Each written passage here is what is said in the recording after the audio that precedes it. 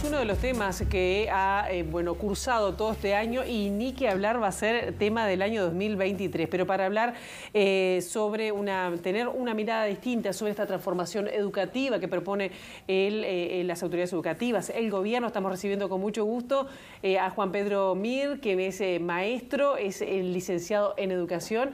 Un gusto, Juan Pedro, que estés con nosotros aquí. Bienvenido. Muchas gracias por la invitación. Y además fuiste jerarca, ¿no? Estuviste también... Jerarca, suena horrible. Suena raro jerarca, ¿no? Sí. Pero bueno, fuiste director de educación. educación. El trabajo más corto que tuve, 8 meses. 8 meses. Fueron 8 meses. 8 meses. Cortos pero intensos. Eso le iba a decir, corto pero intenso. Sí, sí. Fue muy lindo y sirvió para después definir mi camino profesional después, en decir qué es lo que quiero hacer y qué es lo que no quiero hacer. Fue una etapa cerrada. ¿Y qué es lo que quiere hacer? ¿Yo? Sí. Yo estoy en una etapa de fortalecer mi carácter profesional. El espacio educativo para mí es el espacio donde creo que puedo aportar a la sociedad, aportar 2 o 3 visiones o 2 o 3 ideas. Me siento mucho más cómodo en la parte profesional, laboral, técnica, que en la parte política. Creo que eso es parte de las decisiones de hombre grande que he tomado a partir del 2015. ¿Y qué cosas no? Porque en esos 8 meses dijiste, algunas cosas que sí, que me gustaría hacer y otras que no. ¿Qué cosas, qué le dejó un mal trago allí? Sí, se puede decir de esa manera. Sí. ¿Qué me dejó mal trago? Me dejó... yo creo que fui muy ingenuo, ¿no? Muy ingenuo, a pesar que ya era un hombre grande, tenía 40 y pico de años, entré a la actividad de gestión con una ingenuidad muy grande y con una impulsividad muy grande que me sirvió como aprendizaje personal, pero me llevó a decir, bueno, la verdad que a este nivel de trabajo no es algo que me interesa gestionar políticamente. En ese sentido, y para ahí. Bien. Claro, igual a nivel de política educativa estuvo vinculado mucho tiempo a Edu21, ¿no? Que también sí. Con esa claro, mirada. Sí. Pero de una mirada de promover como se dice ahora, un think tank o como un grupo que promueve ideas sobre educación, que trató de poner, a partir de su creación, trató de poner el tema de la necesidad de una transformación educativa estructural que integre a todos los actores políticos. Hay algo que me gustaría decir, es que, y para entrar en el tema para el cual ustedes me invitaron, creo que ninguna transformación de largo aliento, y menos en educación, se puede pensar en clave de 5 años. Y si me permiten, creo que uno de los grandes problemas que uno puede visualizar es que esta segmentación del país en 2 bloques, ¿no? Las familias ideológicas a las que se refería el doctor Sanguinetti en un principio, o después como abonó la izquierda, esos 2 proyectos de país que conforman 2 bloques, diferenciados y casi empatados en un 50%, eso es un obstáculo muy importante para pensar políticas educativas a largo plazo, que si no son a largo plazo, no son políticas educativas. Lo que son instancias de gobierno con mayor o menor éxito, pero que van a encontrar un bloqueo cuando la otra mitad alterna el poder. Entonces yo creo que uno de los desafíos, y eso apunta a Edu21, apuntará a Edu21, apuntó a Edu21 y apuntamos a algunos actores que trabajamos desde la educación, es decir, bueno, Uruguay tiene, porque eso es importante, estimados, Uruguay tiene un conjunto de acuerdos, y yo repito siempre esto, ¿no? Uruguay tiene un conjunto de acuerdos más que valiosos para pensar la educación, que atraviesan, salvo los sectores ultras de la extrema izquierda y la extrema derecha, atraviesan al conjunto de la nacionalidad republicana. La laicidad, la promoción de derechos, que la educación debe ser laica, estatal y pública, temas que no están en discusión hoy. Brasil financia escuelas privadas, Argentina financia escuelas, el mundo financia escuelas privadas. En Uruguay no está instalado que haya una financiación pública de instituciones confesionales, por ejemplo, cosa que pasa en todos los países de la región. Claro, siguiendo con el tema, cuando usted, fue una frase muy polémica lo de cambiar el ADN de la educación, que no se podía cambiar, aunque se intentaba. Esta transformación educativa, ¿la ve que toma alguno de los puntos que... Es decir, intenta cambiar el ADN, intenta cambiar... Yo no sé, yo voy a sacar la metáfora del ADN. Creo que esta transformación educativa en los objetivos va hacia los lugares donde tiene que ir, ¿no? Por ejemplo, el fortalecimiento de los centros educativos. Por ejemplo, el desarrollo de una educación articulada programáticamente en base a 10 competencias dentro de un gran marco curricular y después, esto es muy específico, a veces cae pesado uno, y después desgranándose en marcos en perfiles de egreso, en progresiones curriculares y los programas que se darían ahora. Yo creo que son puntos un punto nada menor, tomar el marco curricular común desde 3 años hasta 15. Creo que es un punto que todos los partidos políticos en sus programas lo avalan, que lo intentó hacer el gobierno del Frente Amplio por el 2017-2018. El trabajo en competencias, el Frente Amplio lo trató de desarrollar en el último gobierno del presidente Tabaré Vázquez. Lo desarrolló a través de la Red Global de Aprendizaje, lo desarrolló a través del programa de educación, del marco curricular de primera infancia, que está centrado en competencias. Lo desarrolló a través de los perfiles de egresos de tercer año y sexto año de educación primaria, que están centrados en competencias en las distintas áreas. Perdón que sea tan específico. No. O sea, yo creo que hay marcos que la transformación curricular va enfilada hacia ahí.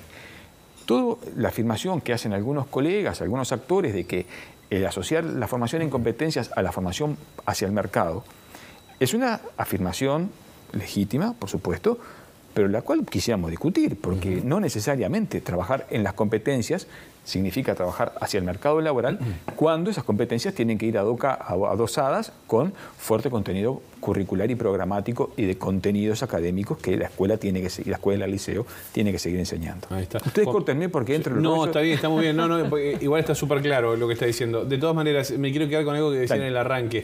Este tipo de cambios deberían ser, de alguna manera, progresivos, ¿no? Sí. Lleva un proceso de 5 años. Esta reforma o transformación educativa ha generado muchísima polémica y va a seguir generando muchísima polémica, pensando ya en 2023. Los docentes, los alumnos, los padres incluso dicen que es una reforma inconsulta y esto ha generado mucha polémica. ¿No debería haberse aplicado o proyectado un plan piloto para esta reforma? Mira, si tú me preguntás qué hubiera hecho yo, creo que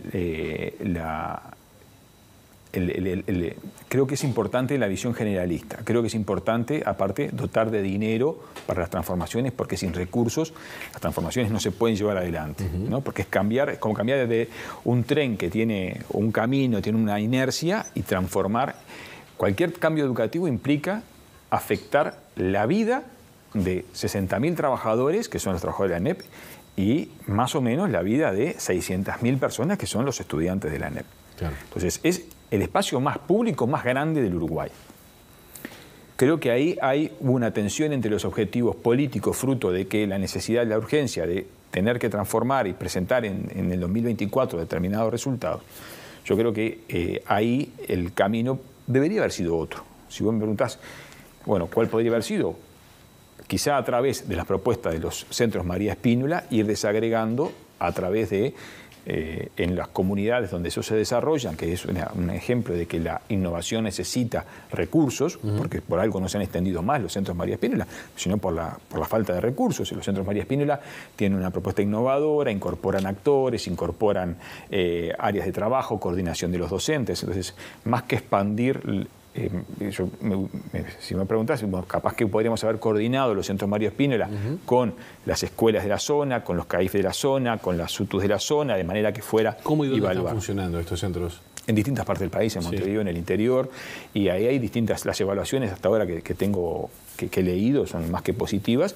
Por supuesto que hay oposiciones, pero es un germen de una transformación donde implica que los docentes estén más tiempo en territorio, elijan por más tiempo. Bueno, pero es lo mismo que se ha intentado con las escuelas de tiempo completo y no se ha extendido lo suficiente, que tendría que ser accesible a todos, ¿no? Por algo y tenemos las fotos de gente haciendo cola para la inscripción. Ese es el punto. Que se sigue pasando. ¿Qué pasa tú como maestro, como director, que además fuiste hasta hace bien poco, hasta el año pasado?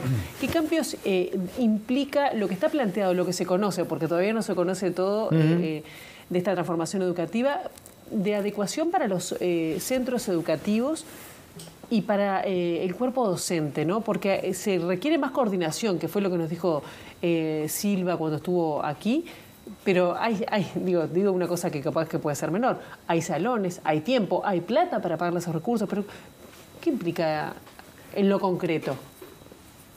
implica necesariamente para aquellas comunidades de instituciones tanto públicas como privadas, algunas instituciones privadas ya están procesando cambios desde hace tiempo y trabajando en competencias, por ejemplo, desde hace, yo qué sé, 10 años, por ejemplo.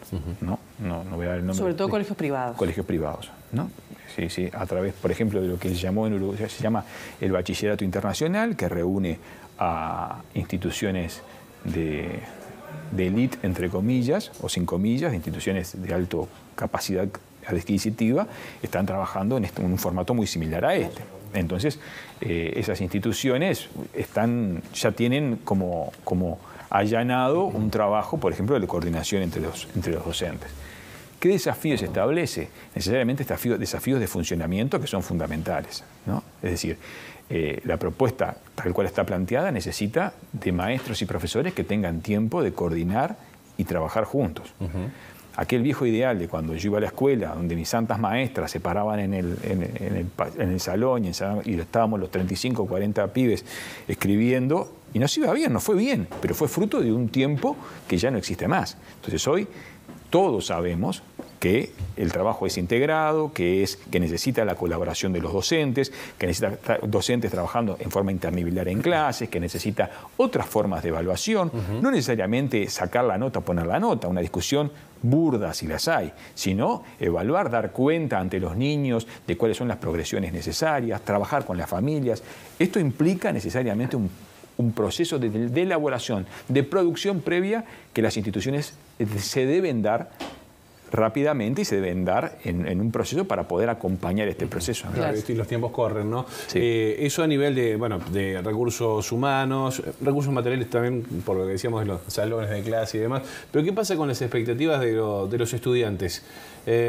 Porque a ellos ahora se les cambia el panorama de alguna manera, ¿no? Esto de extenderlo, el séptimo, octavo y noveno, aquello que llegabas a sexto y arrancabas de cero. Claro, capaz que es importante que se comunique claramente que no le cambia a los jóvenes que pasan a primero de UTU o de secundaria, que no va a cambiar, no van a ir con 15 años con la túnica y la moña. Claro, yo creo que es una preocupación. Sí, se generaron varios memes en las redes sociales muy de gente grande con túnica. Claro. Sí. Para que no sea solamente un cambio cosmético, tiene que ver cuál es la consistencia de algo que es una buena idea, que es la continuidad, pero también algo que es importante, que secundaria mantenga su identidad y que no sea la prolongación de la escuela.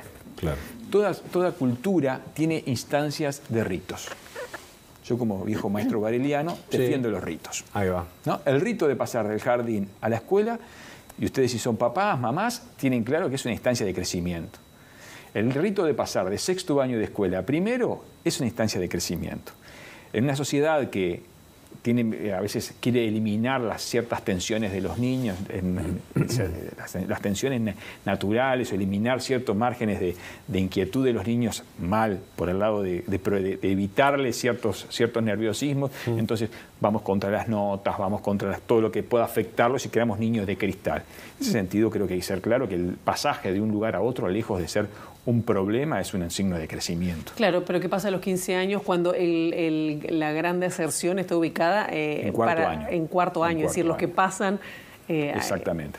De tercero a cuarto o de octavo, noveno. De tercero a cuarto o de noveno. Como sería ahora noveno, tengo que andar pensando noveno. Sí, claro, ahí se está dando. Es lo mismo. Es lo mismo. Y ahí es donde el sistema educativo uruguayo tiene que repensar las vías, por ejemplo, de construcción del bachillerato, ¿no? Porque siendo un país como el nuestro, donde tenemos, más allá de la crisis que estamos viviendo y del crecimiento de márgenes de pobreza, somos comparativamente en América Latina de los países más equitativos, y desde el punto de vista de aprendizajes somos de los que tenemos mejores niveles de aprendizaje general, somos de los que tenemos peor tasa de egreso de enseñanza media superior. Claro, pero con esta transformación, ¿superamos eso? Yo no sé si superamos con eso.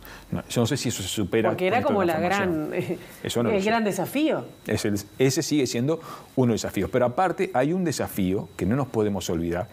Dos desafíos, si me permiten. Sí. Uno es que los chiquilines realmente aprendan en las instituciones educativas. Porque tenemos un importante problema de un sistema educativo que a la hora de distribuir conocimientos, sobre todo entre los sectores populares, falla. O sea, según las pruebas aristas, tenemos cerca de un 30% de chiquilines que salen de sexto año con niveles de apenas alfabetización. Y eso no ha cambiado. No ha cambiado. Eso es una línea de larga duración en Uruguay. Entonces, hoy tenemos, por ejemplo, las cárceles llenas de jóvenes analfabetos. Sí, analfabetos funcionales, que le dicen, como que aprendieron a leer y escribir, pero no terminan de comprender. Inclusive que no terminaron la escuela también. Entonces, creo que el tema de la calidad educativa en cuanto al acceso a la cultura, yo creo que eso es un tema que se puede solucionar en función de acuerdos y con los recursos necesarios. Ese es uno de los puntos. Y el otro de los puntos es la necesidad de escuchar a los chiquilines. Creo que uno de los puntos que esta transformación debe es escuchar a las comunidades de padres, un sistema educativo que tradicionalmente no ha escuchado a los niños, a los jóvenes y no ha escuchado a las familias. Y las familias no han hecho pesar su demanda en el sistema educativo. Entonces, yo creo que ese es uno de los desafíos. La UNICEF, el Comité Internacional de Derechos del Niño, si me permiten la expresión, ha tirado la oreja a Uruguay, porque Uruguay, estando en el Código de la Infancia, la Niñez y la Adolescencia, siendo suscriptor de la Convención Internacional de Derechos del Niño, que establece que los niños tienen derecho a ser escuchados, entre otras cosas, en sus proyectos educativos, Uruguay no contempla instancias orgánicas para eso. Y ese es uno de los puntos a solucionar. A propósito de eso que decís, todo este conflicto, de alguna manera, ¿no puede alentar la deserción, pensando en el año que viene, la deserción estudiantil? Esperemos que no, pero creo que... Digo más que nada por la incertidumbre que se genera, ¿no? Porque me pongo en el lugar de un adolescente. Yo no es que no haya madurado, pero me pongo en ese lugar y veo toda esta nebulosa, que nadie entiende mucho, que hay conflicto, que una de las autoridades dice una cosa, los docentes dicen otra, y dice, bueno, yo no sé, estoy acá parado en el medio. Puede ser. Sobre todo nosotros perdemos a los jóvenes pobres. Y creo que ese es un problema, ¿no? Lo que sí no sé si te contesto con esto que te voy a decir, pero el año que viene y el otro, vamos a tener 20.000 niños menos en el sistema educativo por la baja de natalidad. Claro. Al año 2030 vamos a tener 200.000 jóvenes menos en el sistema educativo. Solo por la baja natalidad. Eso puede ser un problema que no está puesto arriba de la mesa, o puede ser también una ventana de oportunidades, porque vas a tener menos niños, pero vas a tener, esperemos, los recursos para poder atenderlos, incrementar, mejorar el gasto por niño o por joven. Yo creo que esa es una de las instancias. Sí, yo creo que estamos Uruguay en educación no ha sido capaz de tener un debate civilizado. No lo tuvimos desde el 85 para acá. En la dictadura no hubo debate, hubo una dictadura fascista terrible. Pero del 85 para acá no hemos tenido diálogo civilizado. ¿Y por qué no? Yo creo que porque se hacen presentes visiones contrapuestas. Yo no sé hasta qué punto el sistema político realmente le da la importancia a la educación pública que la educación pública tiene. Yo creo que acá hay un punto muy polémico. Claro, ¿en qué sentido, no? ¿En qué sentido? Somos un país donde las clases, los sectores medios son los que logran hacerse escuchar. Y está muy bien, ¿no? Entonces, los sectores medios logran hacerse escuchar y logran presionar. Pero ese agujero negro que se hace en el país con respecto a la educación de los más pobres, que son la parte de la población que menos capacidad de presión tiene y que son los grandes derrotados en todo este proceso, no se hacen escuchar y no tienen voz. Yo no he visto ni una marcha, en mis 50 años, ni una marcha, ni estudiantil, ni docente, ni política, atendiendo que tenemos solamente el 40% de los chiquilines que podrían acceder a la enseñanza universitaria pública. No está puesto arriba de la mesa. Entonces, no hay certeza, no hay compromiso hacia la atención a esos sectores que son los que no presionan. No solo en el marco de Montevideo, en el cinturón de pobreza. Pues nosotros a veces pensamos que el problema es excluido. No, las peores tasas de escolaridad se dan en los departamentos del interior, en los departamentos de frontera. Se dan en 33, se dan en Cerro Largo, se dan en Rivera, se dan en las zonas rurales. Entonces hay un gran silencio en torno a esos problemas educativos que Uruguay no ha logrado solucionar. Y creo que es un poco de responsabilidad de todos, de nosotros los profesionales en la educación, que somos parte de la solución y somos parte del problema. Somos parte del problema, no hemos sido capaces de... ¿Los docentes son parte del problema? Sí, claro, sí, los docentes, por supuesto. Somos parte de la solución, pero somos parte del problema. ¿En qué sentido? En varios sentidos. En varios sentidos. Hay una investigación de Pierre Bourdieu, por allá por la década del 70, que planteaba que los sectores docentes muchas veces vemos el futuro muy anclado a cómo fuimos formados nosotros.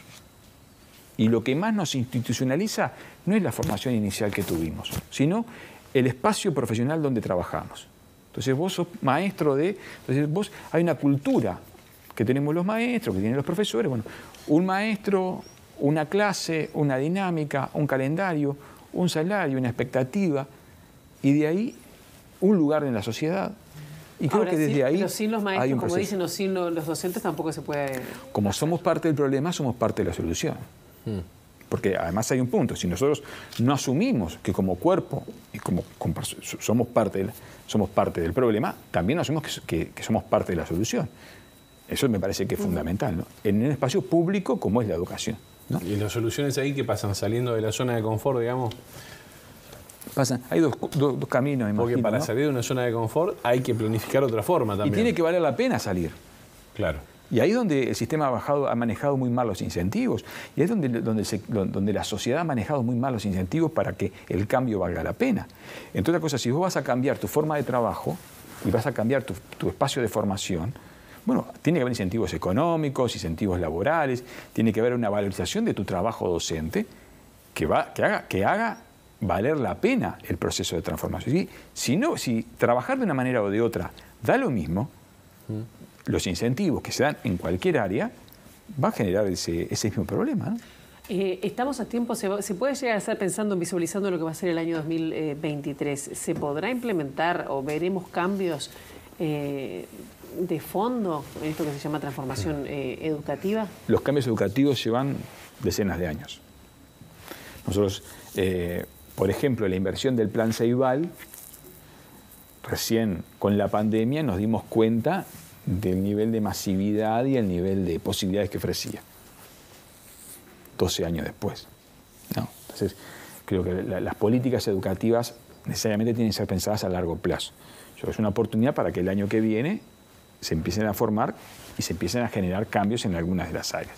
Es una oportunidad para generar eso, para que desde las instituciones se lideren esos procesos y ojalá que en una mirada más macro los actores políticos logren una mesa donde poner acuerdos que traten de ver esto más allá del 2024. No veremos cambios entonces. No, yo no sé si lo veremos o no lo veremos. Creo que los cambios se ven en la medida que haya acuerdos y se verán en la medida que haya transformaciones dentro de los centros educativos, pero los cambios macros llevan decenas de años. Llevan decenas de años y acuerdos. Si ustedes me permiten, uno ve los procesos, por ejemplo, ahora de transformación, de intento de transformación de la seguridad social. Hay un debate, hay una mirada nacional, hay hasta economistas que están presupuestando cómo sería ese proceso donde nosotros, por el rango etario, o sea, uno lo ve. Bueno, en educación eso no lo he visto. No lo he visto. No se da esa misma discusión que se está dando a nivel, por ejemplo, de la seguridad social, no se está dando en educación. Caramba, vamos a tener que tener un sistema preparado para enseñar durante toda la vida a 800.000 uruguayos. ¿Cómo lo vamos a financiar eso en una mirada a 20 años? O vamos a seguir teniendo una universidad donde va a regresar el 11% de las personas que ingresan. Creo que es un debate, ¿no? Se habrá para debatir, ¿no?